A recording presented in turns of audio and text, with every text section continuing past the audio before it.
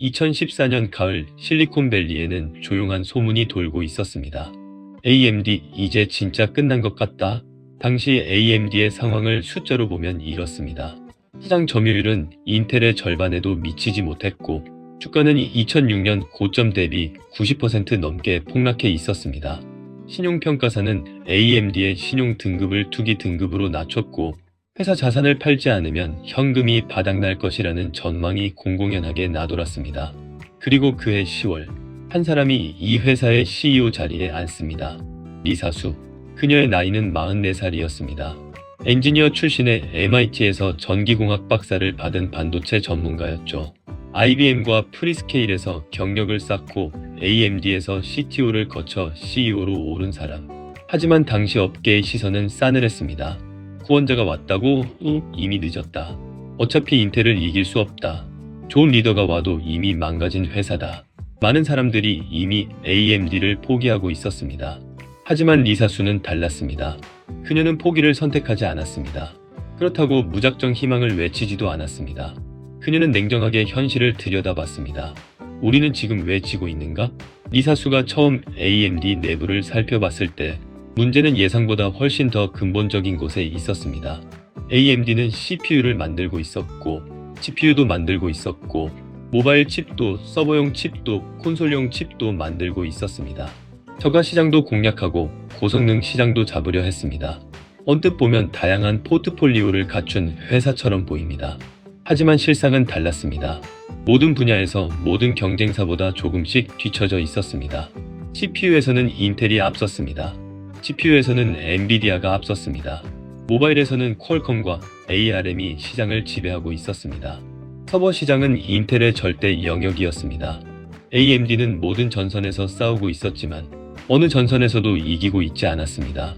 이것은 AMD만의 문제가 아닙니다. 많은 기업, 많은 개인이 빠지는 구조적 함정입니다. 성장하려면 확장해야 한다고 생각합니다. 기회는 최대한 많이 잡아야 한다고 생각합니다. 모든 가능성에 열려 있어야 한다고 생각합니다. 하지만 자원은 유한합니다. 시간도 사람도 자금도 모두 한정되어 있습니다. 한정된 자원을 너무 많은 곳에 분산하면 결국 어디서도 충분한 힘을 발휘하지 못하게 됩니다. 이것이 분산이라는 함정입니다. 리사수는 바로 이 함정을 정확히 보았습니다. 우리는 모든 곳에 있지만 그 어디에도 제대로 없다. 그리고 그녀는 결론을 내립니다. CEO로 취임한 지 얼마 되지 않아 리사수는 팀원들 앞에서 매우 불편한 질문을 던집니다.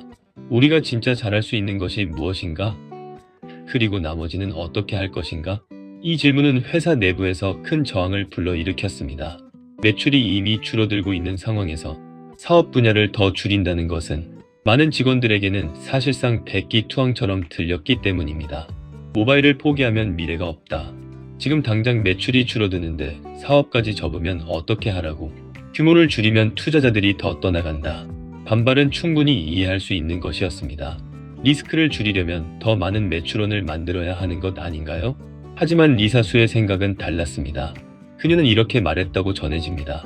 지금 우리에게 필요한 것은 많은 제품이 아닙니다. 한 가지 제대로 된 제품입니다. 그리고 결정을 내립니다. 모바일 칩 사업을 사실상 정리합니다.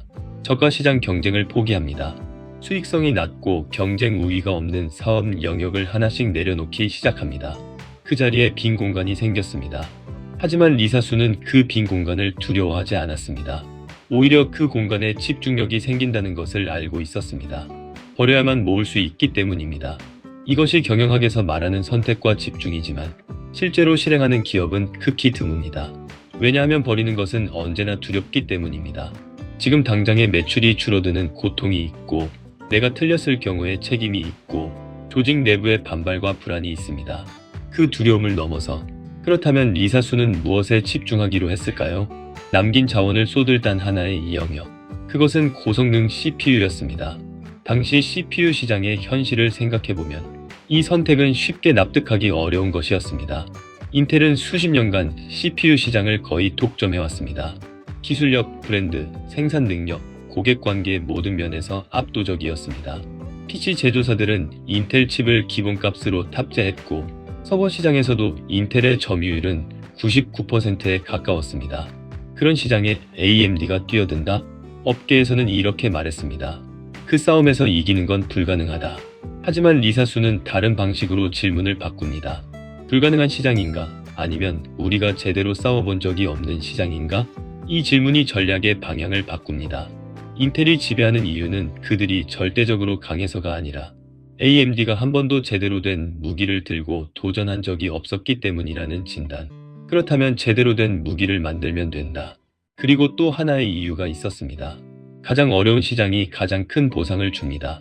CPU 시장은 거대했습니다. 서버, PC, 데이터 센터 수십억 달러가 오가는 시장이었습니다. 그 시장에서 단 몇 퍼센트의 점유율만 가져와도 AMD의 운명은 완전히 달라질 수 있었습니다. 반대로 쉬운 시장에서 편하게 싸우다가는 회사는 서서히 조용히 사라질 것이었습니다. 이것이 세 번째 선택입니다. 쉬운 길이 아니라 의미 있는 길을 선택하는 것. 이제 AMD 내부에서 대대적인 작업이 시작됩니다.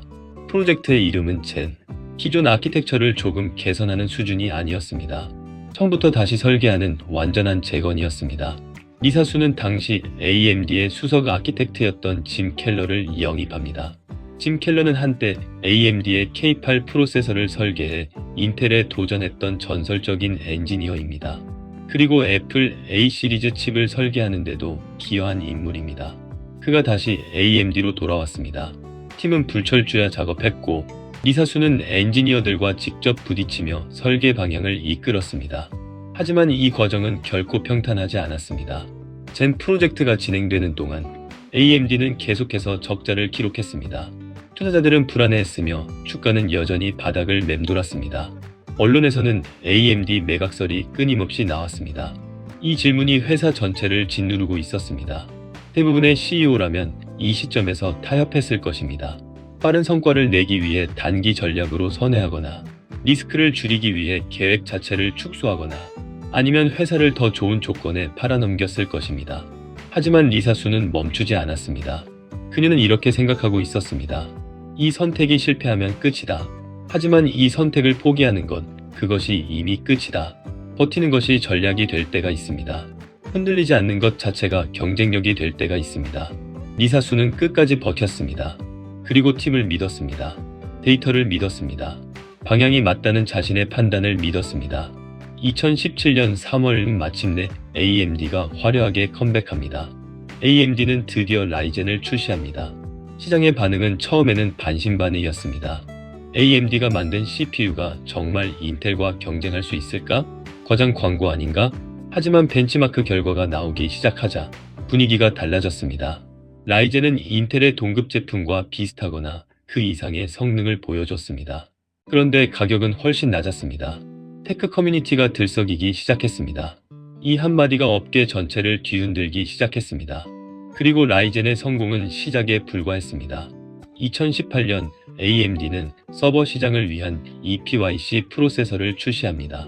당시 99%를 인텔이 장악하던 그 시장에서 EPYC는 서버 성능과 가성비에서 놀라운 결과를 보여줍니다. 마이크로소프트, 구글, 아마존 같은 하이퍼스케일 기업들이 AMD EPYC를 서버에 도입하기 시작합니다.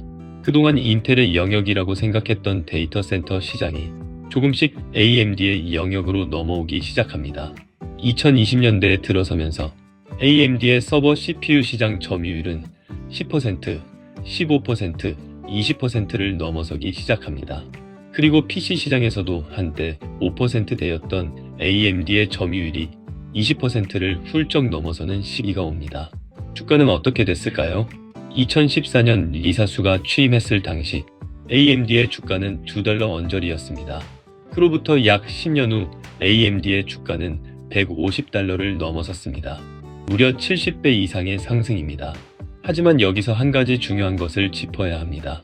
리사수의 성공이 단순히 좋은 제품을 만들었기 때문일까요? 기술이 좋아졌기 때문일까요? 좋은 엔지니어를 영입했기 때문일까요? 물론 그것도 중요했습니다. 젠 아키텍처는 진짜 혁신이었고 짐 켈러를 비롯한 엔지니어들의 역량은 탁월했습니다. 하지만 기술과 인재만으로는 설명이 되지 않습니다. 왜냐하면 기술 개발은 리사수 이전에도 AMD에서 계속 진행되고 있었기 때문입니다. 문제는 그 기술 개발이 올바른 방향으로 집중되지 않았다는 것입니다. AMD의 진짜 전환점은 기술이 아니었습니다. 무엇을 버릴지 결정한 선택. 어디에 집중할지 결정한 선택, 언제 포기하지 않을지 결정한 선택, 그 선택들이 기술을 살렸고 그 선택들이 회사를 살렸습니다. 많은 기업들이 실패하는 이유를 생각해보면 능력이 부족해서가 아닌 경우가 많습니다. 좋은 사람이 없어서가 아닌 경우도 많습니다. 방향이 분산되어 있기 때문입니다. 무엇을 해야 할지 알면서도 무엇을 하지 말아야 할지를 결정하지 못하기 때문입니다. 스티브 잡스는 이런 말을 했습니다. 집중은 해야 할 것을 결정하는 것이 아니다. 집중은 하지 말아야 할 것을 결정하는 것이다. 리사수는 그 원칙을 실제로 실행했습니다. 말이 아니라 행동으로, 계획이 아니라 결과로. 이제 한 가지 질문을 드리겠습니다. 리사수의 결정은 결과적으로 옳았습니다. 하지만 그 순간에는 누구도 확신할 수 없었습니다. 사람들은 의심했고 시장도 믿지 않았으며 실패할 가능성은 언제나 옆에 있었습니다. 그럼에도 불구하고 그녀는 선택했습니다. 모바일 칩을 버리는 선택을, 저가 시장을 버리는 선택을, 그리고 불확실한 가운데 방향을 정하는 선택을. 그 선택이 AMD를 살렸습니다. 우리는 종종 더 많은 것을 가지려 합니다. 더 많은 기회, 더 많은 가능성, 더 많은 선택지를 붙잡으려 하죠. 그것이 안전하다고 느끼기 때문입니다. 버리는 것은 잃는 것처럼 느껴지기 때문입니다. 하지만 리사수의 이야기는 반대를 가르칩니다. 버려야만 집중할 수 있고 집중해야만 이길 수 있습니다. 결국 방향이 정해져야 속도가 생깁니다. 그리고 속도가 붙을 때 비로소 차이가 만들어집니다. 지금 여러분은 어떠십니까? 어떤 것들을 한꺼번에 붙잡고 있습니까? 그리고 그것들 중에서 정말 포기해야 하는 것은 무엇입니까? 리사수가 던진 질문은 AMD를 위한 것이 아니었습니다. 그 질문은 지금 이 순간 우리 모두를 향하고 있습니다. 선택은 가지는 것이 아니라 버리는 것에서 시작됩니다. 댓글로 참여해주세요. 여러분은 지금 내려놓고 싶지만 쉽게 버리지 못하는 것이 있으신가요? 일이든 관계든 습관이든 댓글에 한 줄씩 남겨주세요. 같은 고민을 하는 분들이 분명 있을 겁니다. 끝까지 들어주셔서 감사합니다. 다음 통찰 기록에서 만나요.